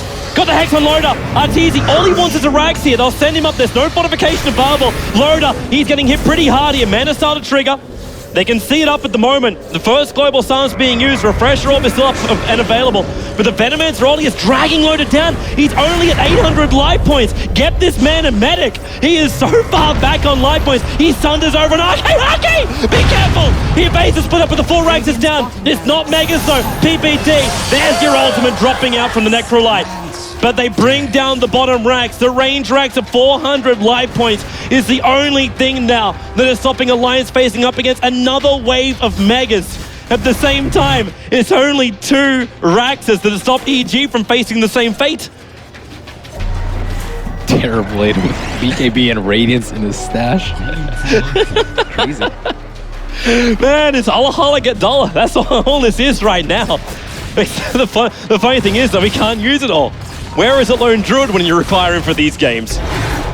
Man, Bat Rider has had an extremely difficult time getting initiations off. Lincolns, Bat Rider. He can't do anything. And even if he wants to, he triggers the Mask of Madness and dies straight away. Like his BKB doesn't protect him. It's a 5-second BKB. So a 5-on-4 push right now with a Rapier on Loda. Do they go all in on the rack? They have to. They go all in on the throne? It's Tier Force. They have to go for Tier Force. All the Kira kills. One or the other first. Arteezy triggers BKB and Ultimate. He doesn't have his Refresher off cooldown, however. But this is something which Alliance probably aren't 100% sure of either. Like, with all the confusion, with all the buybacks been happening, keeping track of these cooldown timers is going to be very, very difficult, especially when he's not carrying the damn item. But they definitely try and buy time for the Naga Siren. But they're giving up the ultimate. That's perfectly well, I think. I mean, they could stall for another, like, 20 seconds with... They could stall longer. Fear just picked up a Scythe of Ice. They're getting more and more ways as well of clearing off these illusions of the Terrorblade. That Venom ultimate is straight destroying Alliance. You saw how fast Loda went down. Where's the pipe? What about your team, man? Can you even hold it? Actually, yeah, there's actually 3 slots available for the Alliance heroes right now. But they went Refreshers, they went 4 staffs. I mean, a mech like 30 minutes ago would have helped. They just can't get any money on the supports because the Terrorblade's having to do most of the push. And the Alliance is now pushing for the bottom lane. They want this melee racks down. But can they even take it? The mid push is where most of it was coming. Now, every ulti is up apart from Crops. They jump in. Where's your Song of the Siren? It's not going to happen. Song of the Siren happened, and in comes Zai. No black hole available. They've already got 1 pick up on the Venomancer. A straight buyback. There's your Song. Loda trying to escape out. So does Admiral Bulldog. Misery hiding in the tree lines for the moment. They killed Fear, so that's huge. No, they did. But he just forced straight back again. And we probably have to still remember, if Fear gets his ulti off, he still does what he needs to do during the fight. I don't think he's alive. He didn't come back. Respawning in 130 seconds. You're right, he didn't. The timer was so big, it actually blanked out. But I think, I mean, just talked about how devastating his ultimate was, so I think he's actually the right target, and he just bought a sight, so he wouldn't have buyback even if Reaper didn't hit. True. He's short by 2,000 gold. So for the moment, Bulldog jumps in. Zai slowed down so much on the turns for the ski napalm. Linkosphere triggered and PPD triggers the Ultimate. He got Misery and Loader pretty close in together, but you actually have a... Yep, okay. He's so far back. The Split, they're trying to get the kill with that instead. Misery, he actually ended up stealing Song of the Siren. He can turn this one. They've already got a pullback. It's over on Zai. The Black Hole, they're really grouped up, however. And maybe with Arteezy back in the fight, the Exorcism is now going to trigger off Misery. He's the closest casualty. If they ain't close enough to him, Hani try and take it up. The Song of the Siren from Misery is being used to escape out of here. The ulti will do nothing right now from Arteezy apart from hold on to, well, not the bottom racks, just the top. But Alliance are already rotating. They're so close to Megas. They're setting the illusions up to try and do the work for them. As EG, 70 minutes in, try and hold for now. However, there is no global silence available to control up EG this time around. I think Alliance have to accept the fact they're 1 melee racks away from Megas. Well, EG Alliance is 1 range rack. Oh, Misery and Zai, they're so close. He's checking everywhere apart from the hero. Is EG really going to push now? They do have Exorcism off cooldown. Where the hell's that refresher op? Oh, it's on the courier. It's back at base on the courier right now. Well, that Rapier definitely did its work right there. They had to kill the melee racks through backdoor protection, and that is not an easy feat. So Misery being cheeky, and I mean that Song of the Siren Seal was incredibly important. Does Loader even go for a double Rapier right now? Are we at that point? I don't think he'll boost his damage up by that much. And if he like drops a Scotty for it, let's say, then he will get owned by Venom. I'm still waiting for him to drop the Mana Star because it's not really breaking free of much right now. It's just good for sieging and applying pressure to EG without actually being there. And that's true, but then again, you like... So what does Loader do right now? Does he trade Mega Creeps? Does he go for the throne? Does he go back and defend? Like, oh, they just pick off Arteezy. That's an easier way of doing it. The Linkosphere's going to be triggered. He triggers the BKB, but Admiral Bulldog will get the last 2 off. The Exorcism's going to go to work, but Loader, they just kill Arteezy. That's the way to victory. He's down, he has buyback, but look at the countdown timer! Dota doesn't know what's going on with this matchup! It's just too damn long! Wow. with Arteezy down for 150 seconds. Is it a full 150? Is that the max they can go? 100 and... PPD! He's taking the range tracks! They use fortification! Zai's here as well. He needs some conversions. He needs something. The Midnight Pulse is down. Naga Sleep will be used. Zai, he needs space to keep attacking into it. BKB being triggered. He needs more damage. He doesn't have enough in backdoor regeneration. A little bit further over. PPD, he's caught out of place now. EG, they're throwing everything they've got, but they just can't finish it. The range racks 127 life points. Fear still in the neighborhood, keeping the pressure on. They just want damn Megas. They saw BOTs on Zai too, so he is another option. They have BTs on him. They've also got buyback BTs over on Death Prophet. So if they can just push the top lane, Bulldog's looking for an opening on Fear. She got Reaper to death though, so she should have buyback up. On Death Prophet? Yeah, she got Reapered by... She just says yes on my screen. Okay. So I'm going to take as yes. Misery. Initiation, he caught Zai. No BKB, 11 seconds on cooldown. Hani will hold him here. The Black Hole caught 3, but RK again with his global silence. Zai drops so quickly, and now just go for the GG push. They're going for the tier 4s. There's no other choice. The Death Prophet must fight back. Fear jumps in for the Ultimate. He caught out 2, Misery. He only sold Plague Wards, however. Universe trying to hold him out. No ultimate from him. Admiral Bulldog, last 2 available. Universe is down. This could be it right now. The buyback comes out from the ET. The last 2 drag back coming over on Fear. Even Dagon's being picked up, but the damage is too much. GG. We're going to a third. A father-sider. EG versus Alliance.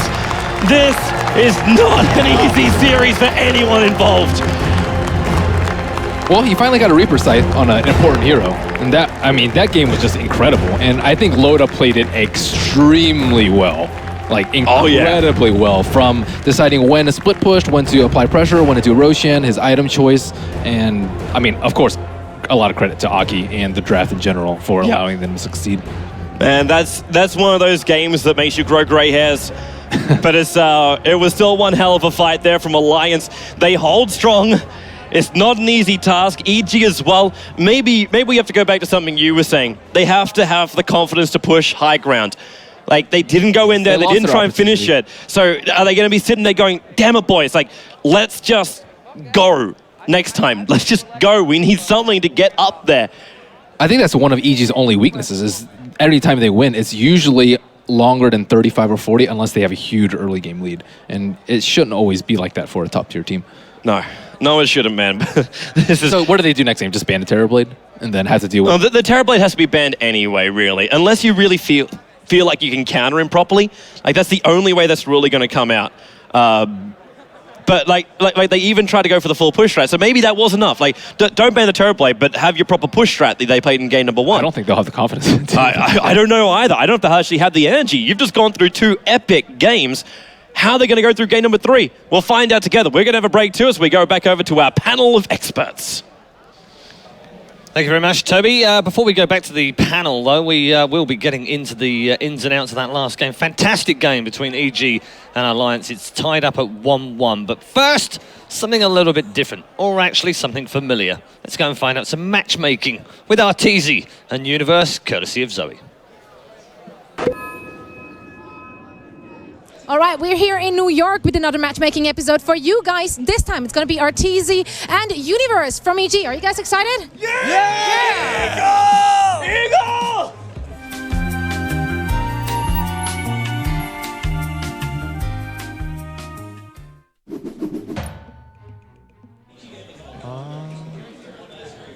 Probably Clockwork. I'd go with Zeus. There's Clockwork. Well, your Clockwork is bad.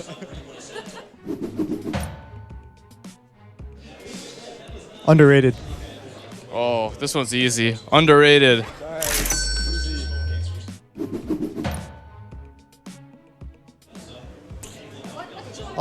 I'll say Doctor. Clothes designer. I said Doctor. Doctor? It's like if I didn't start Dota at all. How would I know that? I don't know. Martini?